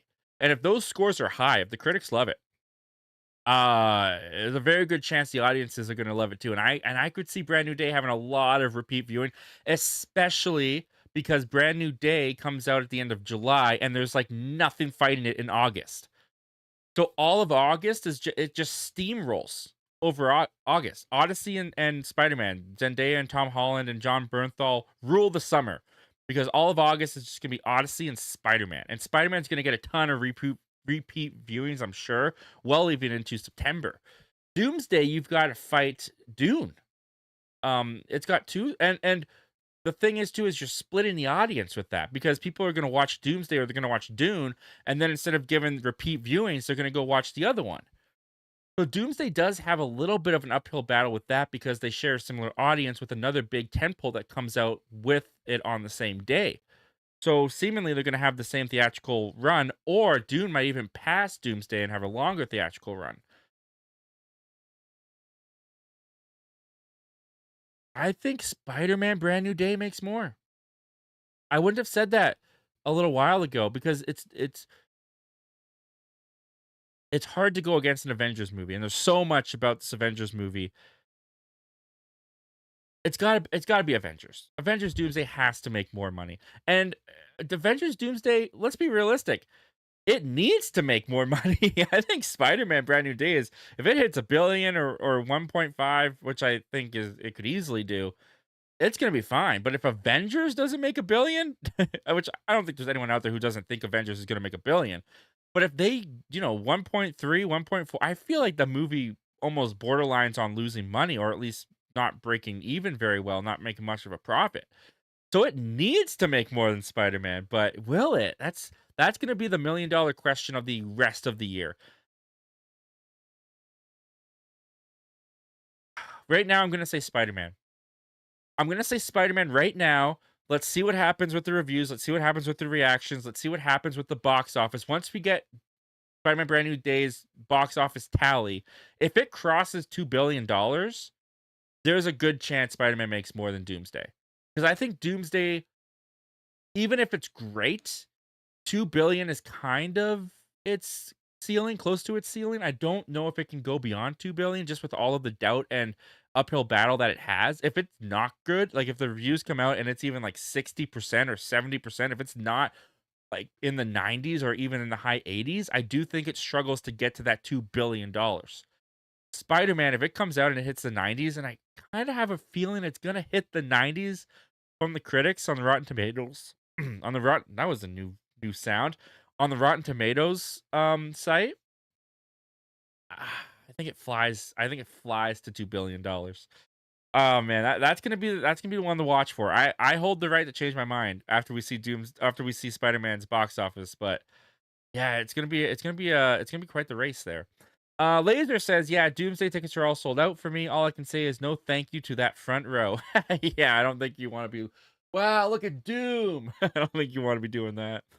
Laser, good luck with Warner Brothers. Well, so far so good. Yep, we're still here. Look at that. We beat the system. Nathan Jenner Movie says, I still think the best villain superhero project is the Penguin. Yeah, I agree with you. 100%. It's the Penguin. Penguin was phenomenal. I think I can't reach it though, can I? I have the Penguin sitting right there. And it's gonna take too much to reach it to pull it off to show you. But I love the Penguin. It was fantastic. Um, Not just one of the best superhero or villain projects. It was one of the best comic book projects. Period. Collect Movie Man says I'm definitely excited for the Clayface movie. I don't know what to think of it at first. Some of the scenes are really woo. Yeah, I think there's gonna be some scenes in the movie I'm gonna have to look away at. Because like I said, it's so interesting where I'm such a comic book movie guy. I love and digest this stuff like crazy. I'm not huge into like I like horror. I've gone away from saying I don't like horror because there's just too much horror that I've enjoyed. Obsession's one of my favorite movies of the year. I like horror.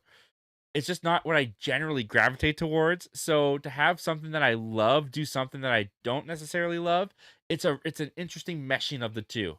But I'm excited for it. I'm really excited for it.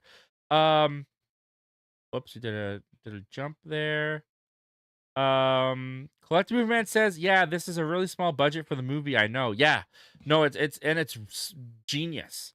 It's absolutely incredible that they because if it's great and it coasts off of being a DC comic book movie, it might make more money than a normal indie movie of this size would normally make. Granted, it has Supergirl going against it a little bit. That's the last theatrical movie that the audiences had any kind of DC association with, so that could hurt it. I don't expect that it will hurt it because I do feel like it's two different audiences from Supergirl to Clayface, even though they overlap with DC audiences. But yeah, I'm excited for it. Collect or the Ace Avenue member for 28 months, man. I appreciate that so much. What's up, Zach, my friend? What's going on, man? I appreciate you. Thank you for being here. Go check out the Ace Avenue Cineverse, guys. He's got a new channel started where he's doing movie related stuff away from the Ace Avenue. But if you're into sports, check out the Ace Avenue because he does some great stuff over there. Great guy, Ace. Appreciate you so much, my friend. Can't wait to get back on stream with you as well. Collective Movement says I'm definitely rooting for this. Yep, me too. I don't mind. I like seeing people's trailers reactions. Well, thank you, man. I appreciate that.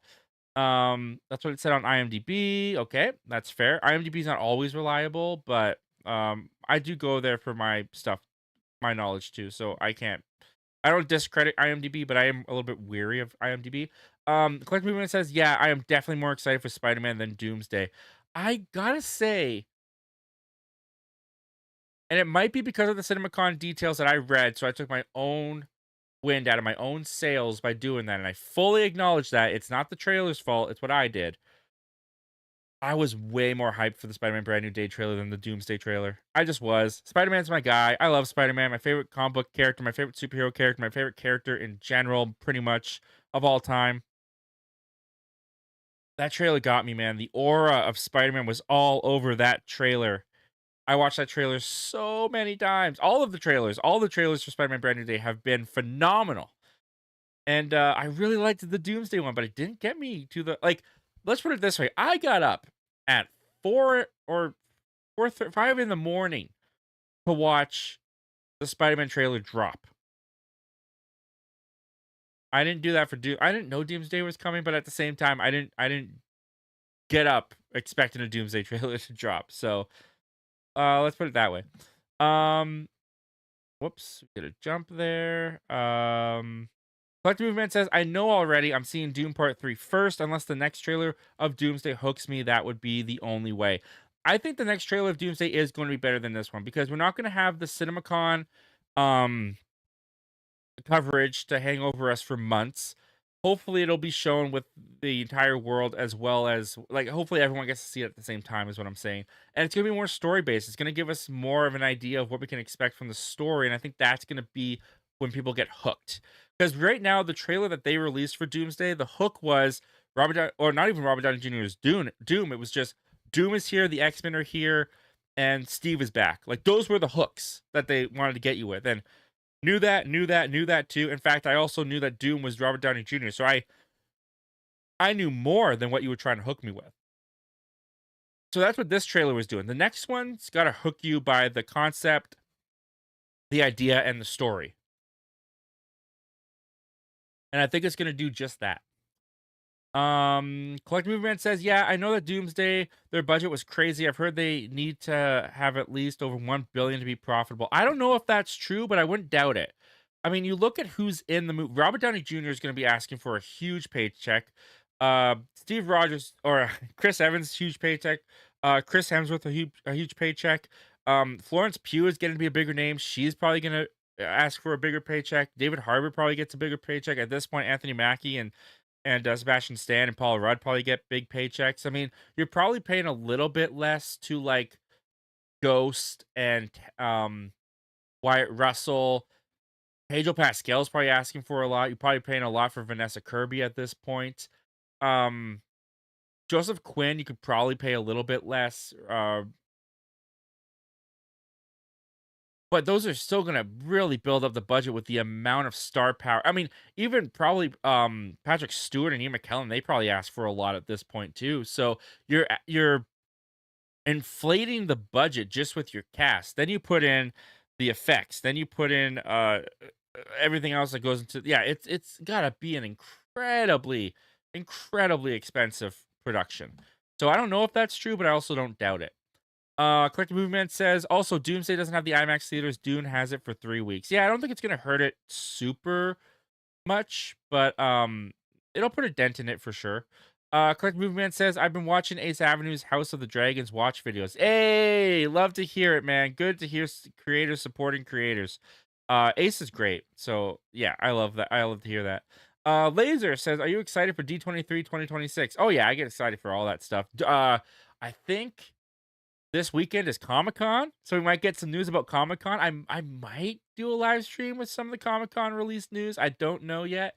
If I can fit it in, I'll fit it in, but my weekends can be pretty busy. But I'll definitely be watching along. I'll be checking up on Comic-Con. I'm excited for that. And yeah, D23, I get excited for it. They usually show more at D23 than they even release at Comic-Con. So yeah, I love D23. Collective Movement says Spider-Man's my second favorite superhero. Batman's first. Yeah, I think that's the same for a lot of people. People love that Batman. Nerdy with Autism. Spider-Man is my favorite comic book character as well. Tom Holland will kill it in Brand New Day. No doubt. I think he's going to be great. He's been great in the Spider-Man role since Civil War. This, he really gets to sink his teeth into, not just as an actor, but also as a participant in the creative side. I've loved everything he said in the press junkets of he looked at fan theories to see what we wanted. He came back from Oppenheimer and was like, we're going to do this production right. We're not going to figure it out on the day. We're going to have everything prepared and ready to go.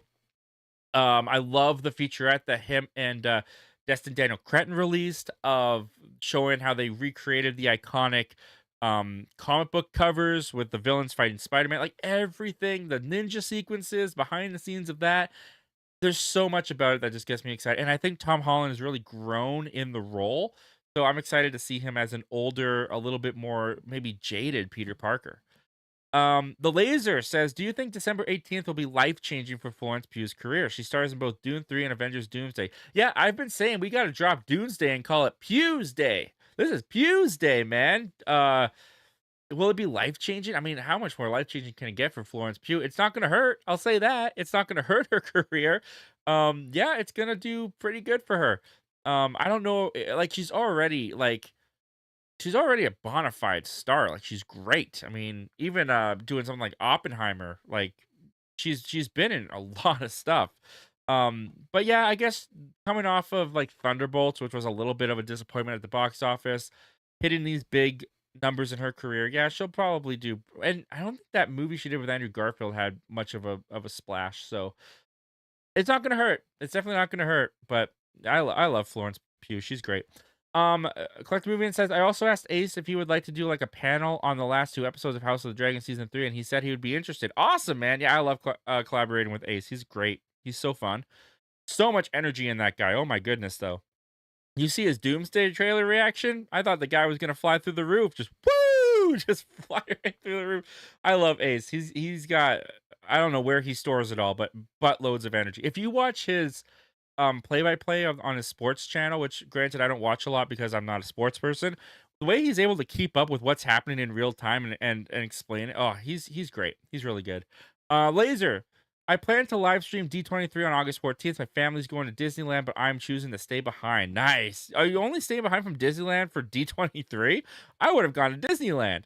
I mean, I'm also in a place where it's like if I want to go to Disneyland, I'm spending thousands of dollars to get to California, stay in a hotel, and go and experience Disneyland. If you're in a place where you can just go to Disneyland, I can't even fathom what that's like. Like Disneyland is like I might as well be going to another country. I'm going to another country. I'm in Canada. I am going to another country if I go to Disneyland. But you know, it's like if I lost the point because I'm stupid. It is like going to another country for me. That's exactly what it is. You can just go to Disneyland. To me, I have to go to another country to get to Disneyland. So that's cool, man. But I don't know if you're like if you've been to Disneyland, you know, hey, Disneyland, been there, done that. I was there last weekend. Then I could see why you'd want to stay home. I guess I can't fathom skipping Disney, even if it was like they were going to announce the entire X-Men. I mean, I could watch it on my phone at Disneyland. I wouldn't skip Disneyland. But you do you, man. You do you. I hope you enjoy D23 more than Disneyland. Collector Movie Man says, what do you think the talk about at Comic-Con this week? And do you think we'll get another Doomsday trailer? Or do you think they'll wait till D23? The thing is I would have said we got this Doomsday trailer at Comic-Con before they dropped the trailer, because you don't do a trailer on Monday and then another trailer on like Saturday. I think they'll show exclusive footage to the people that are there. They're definitely going to get Doomsday clips and stuff. I could see them talking about the X-Men without talking about Sadie Sink, because I think we all think Sadie Sink's going to be an X-Men. I think people are kind of setting them up for disappointment, thinking that she's Jean Grey.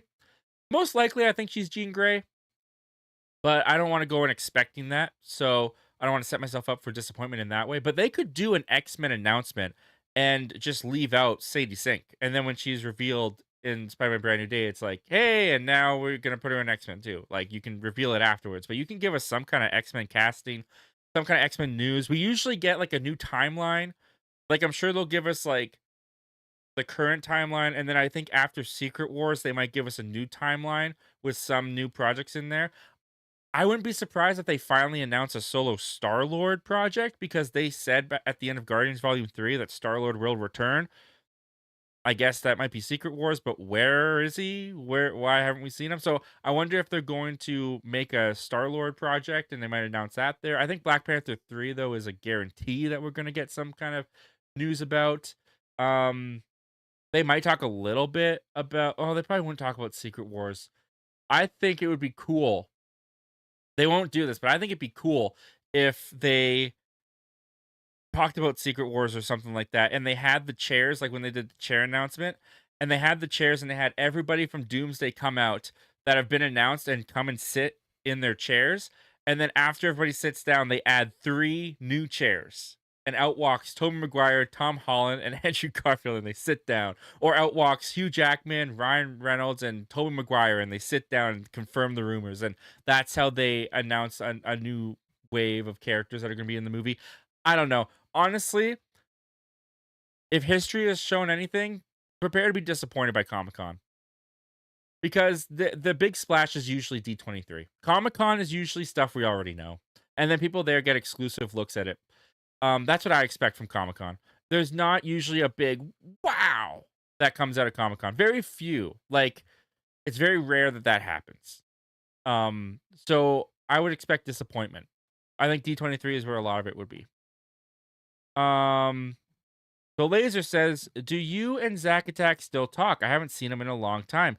Do we still? I can't say we still talk because I haven't like actually talked to him in months. But there was no falling out. Like I consider him still a friend. I think like I can't even speak to it. Like he does a lot with Evan Edition. If you guys remember Evan Bernstein, who was on talking about the Spider-Man trailer with me, like he does his own show. I think it's every Sunday or Monday called the Evan Edition, and Zach Goldburn has kind of become like his like co-host on that show. He's on there all the time with Evan. So if you go to the Evan Edition, you just type into YouTube Evan Edition, you'll find Zach Goldburn. But yeah, his channel, he hasn't been posting as much on it. So I hope he's doing well. From what I see on the Evan Edition, he's doing well. But yeah, like I'm gonna talk to him again. Absolutely. I'm gonna get him on the show again. Like there will definitely be more Zach Goldburn in the future. He was in the chat just a couple weeks back. So I guess we talked then. But personally, we haven't messaged back and forth or talked in quite some time. But no, he's great, man. I love that guy. I love collaborating with him. He's so intuitive in the news. He's very smart, very well articulated. I love his opinions on movies, how he presents his opinions. He's fun. He's funny. We get along really well. He'll be back on the show. He will 100%. I guarantee you, will be back on the show. You'll see him again.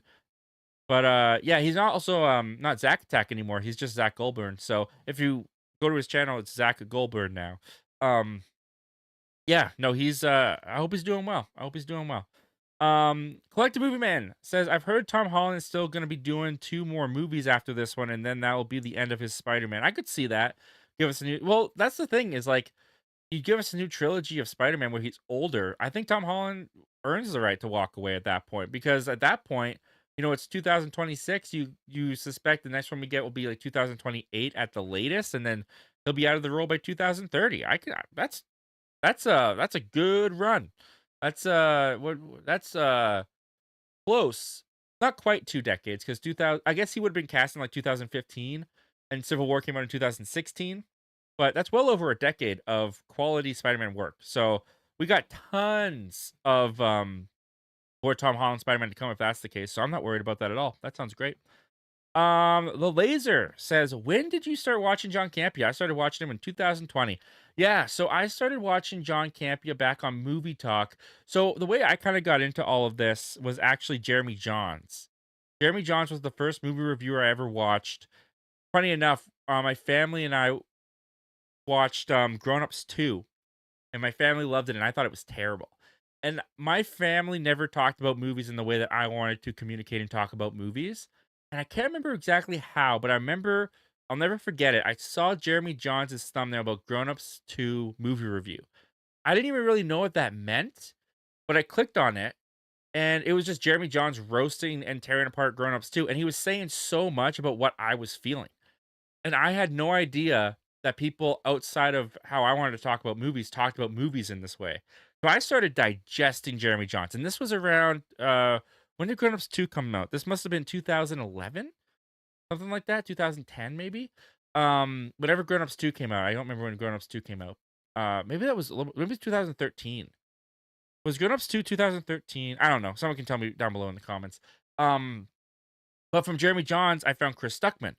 And then from Chris Stuckman, I found John Flickinger. And then from John Flickinger and kind of moving around, I found the Schmoes Know. And then from the Schmoes Know, I found Movie Talk. And at the time, Movie Talk, so yeah, like 2012, 2013, Movie Talk was being uh, hosted by John Campea on Collider. So every day at 10 o'clock, uh, yeah, around 10 o'clock on like my recess at school or lunch break or something, I would watch Movie Talk. I would watch John Campea.